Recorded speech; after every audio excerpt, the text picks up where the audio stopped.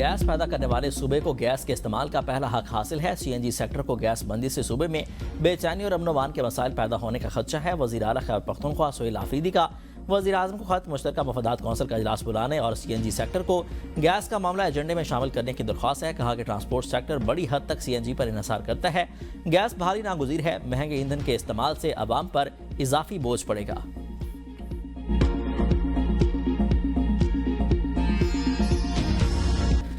Iran हमेशा से कायम रहेगा, उसे खत्म नहीं किया जा सकता है। ट्रंप के बयानात खतरनाक और शर्मनाक हैं।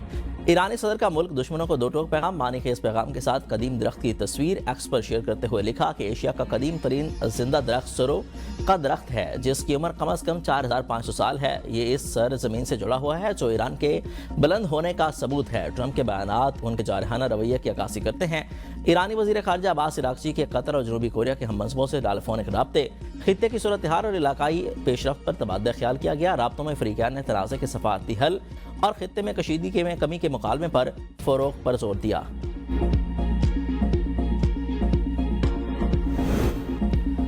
अमन के लिए सब्र और दानिशमंदी ज़रूरी है। अमेरिका और ईरान के दरमियान मुज़ाकरात के दूसरे दौर और मुस्तकिल पुरअमन के लिए पुरुमीद हूँ।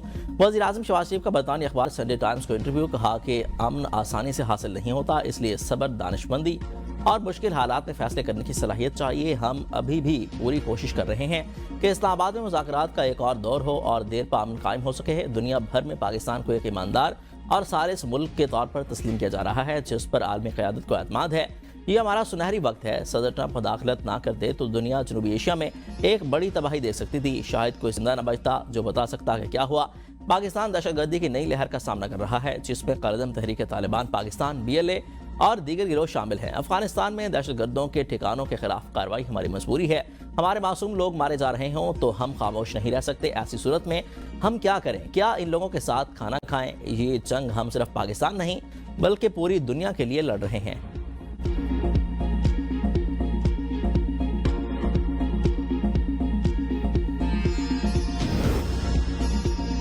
अमेरिका और ईरान जंगबंदी बरकरार रखने के लिए पाकिस्तान की सफारती कोशिशों में तेजी। वज़ीर दाखिला मोहसिन नकवी और ईरानी सदर मसूद पेज़ेश्कियान की 90 मिनट तक तवील मुलाकात में ईरानी वज़ीर दाखिला और वज़ीर ख़ारजा भी शरीक हुए हैं। दो तरफ़ा ताल्लुकात और इलाकाई अमन के लिए सालसी की कोशिशों पर तबादला ख्याल किया गया। ईरानी सदर की जंगबंदी के लिए पाकिस्तान के किरदार की तारीफ वज़ीर आज़म शहबाज शरीफ और फील्ड मार्शल आसिम मुनीर की काविशों को सराहा गया। कहा कि उम्मीद है पाकिस्तान की कोशिशें खित्ते में पायदार अमन का बायस बनेगी। ईरान खित्ते के इस्लामी ममालिक के साथ मुखलिसाना और मुस्तहकम ताल्लुकात चाहता है। पाक ईरान तिजारत को मज़ीद वसअत दी जा सकती है। हालिया जंगी हालात में ईरान और पाकिस्तान पहले से कहीं ज़्यादा करीब आए हैं। अमेरिका और इसराइली हुकूमत इस्लामी ममालिक में इख्तिलाफात पैदा करने की कोशिश करते हैं। वज़ीर दाखिला मोहसिन नकवी ने कहा कि तेहरान और इस्लामाबाद के बिरादराना ताल्लुकात को मज़ीद फ़रोग़ दिया जाना चाहिए। पाकिस्तानी अवाम ईरानी कौम के लिए दिली मोहब्बत और एहतराम रखते हैं। मोहसिन नकवी की ईरानी पार्लियामेंट के स्पीकर मोहम्मद बाकर कालिबाफ से मुलाकात। दोनों रहनुमाओं ने बाहमी दिलचस्पी के अमूर और इलाकाई सूरत हाल पर तबादला ख्याल किया।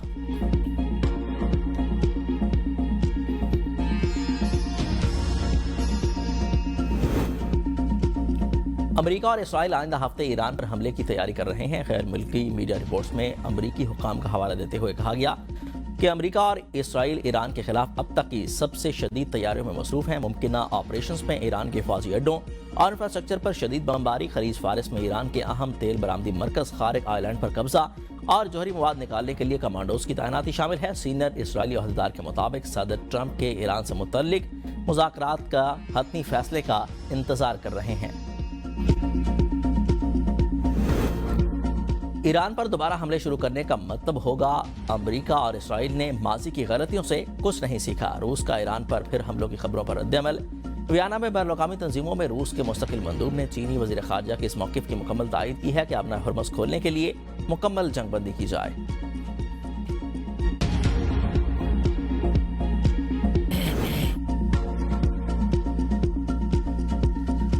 भारत की एटमी हमसा मुल्क को मिटाने की धमकी, ज़हनी दिवालियापन, तबाही दो तरफा होगी। पाक अफवाज का भारतीय आर्मी चीफ को करारा जवाब। ISPR ने कहा कि पाकिस्तान को मिटाने की ख्वाहिश रखने वाले खुद मिट जाएंगे। पाकिस्तान आलमी सतह पर एक अहम और तस्लीम शुदा एटमी ताकत है। जनूबी एशिया के जोग्राफियाई और तारीख का नाकाबिल तर्दीद हिस्सा है। भारतीय आर्मी चीफ का बयान जाहिर करता है कि भारतीय क़यादत 8 दहाइयाँ गुजरने के बावजूद पाकिस्तान के वजूद को तस्लीम नहीं कर सकी।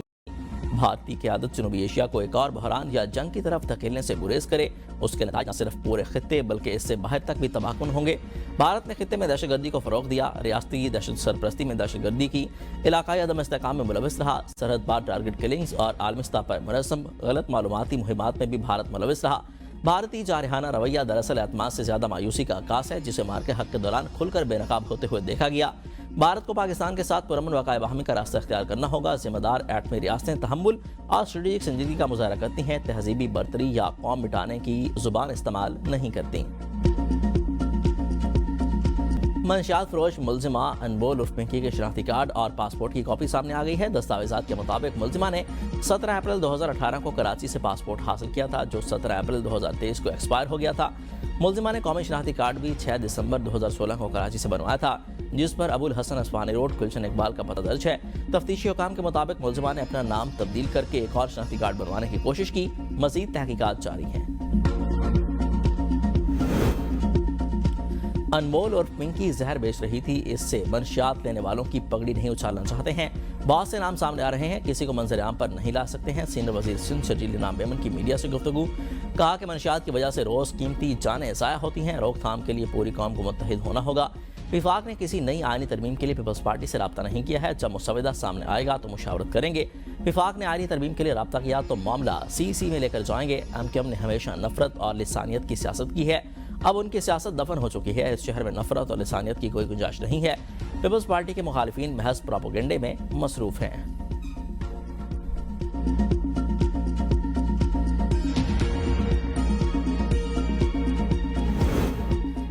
وزیر اعلیٰ پنجاب مریم نواز کی صدر آذربائیجان الہام علیوف سے ملاقات، باہمی تعاون، سرمایہ کاری اور دو طرفہ تعلقات پر تبادلہ خیال۔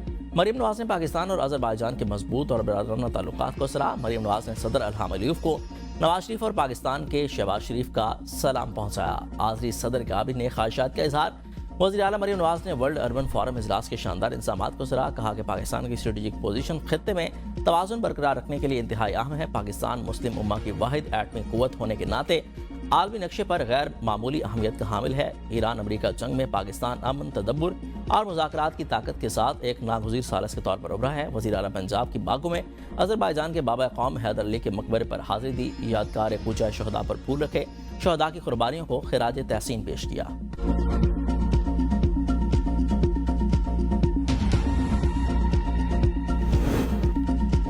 پنجاب راہداری فراہم کرے تو ہم سندھ سے گندم حاصل کر سکتے ہیں، گورنر KP فیصل کریم کنڈی کا وزیر اعلیٰ سہیل آفریدی سے ملاقات میں اظہار خیال۔ امن و امان اور دیگر اہم صوبائی امور پر بھی تبادلہ خیال کیا گیا۔ پنجاب سے گندم کی ترسیل اور CNG اسٹیشنز کی بندش پر گفتگو۔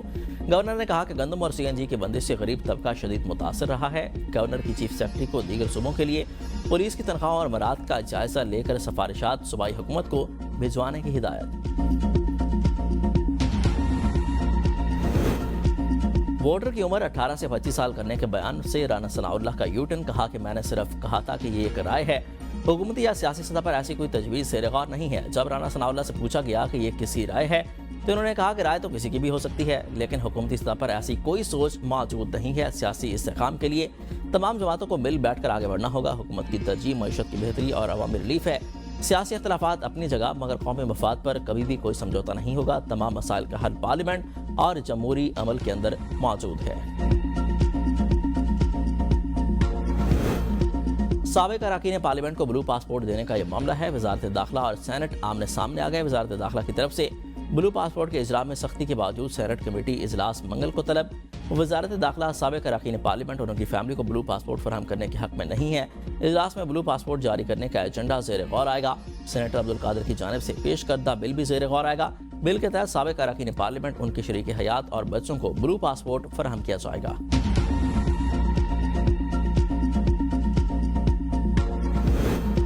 پاکستان میں ذی الحج کا چاند نظر آ گیا۔ یکم ذی الحج آج عید الاضحیٰ 27 مئی کو ہوگی۔ چیئرمین مرکزی روحیت ہلال کمیٹی مولانا عبدالخبیر آزاد شہادتیں موصول ہونے کے بعد حتمی اعلان کیا۔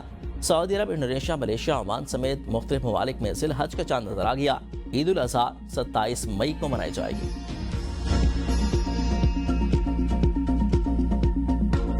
عید قربان قریب آتے ہی ملک بھر میں مویشی منڈیاں سج گئی ہیں۔ لاہور کی مویشی منڈی میں 6.5 اور 5 لاکھ روپے کے بکروں کی دھوم ہے۔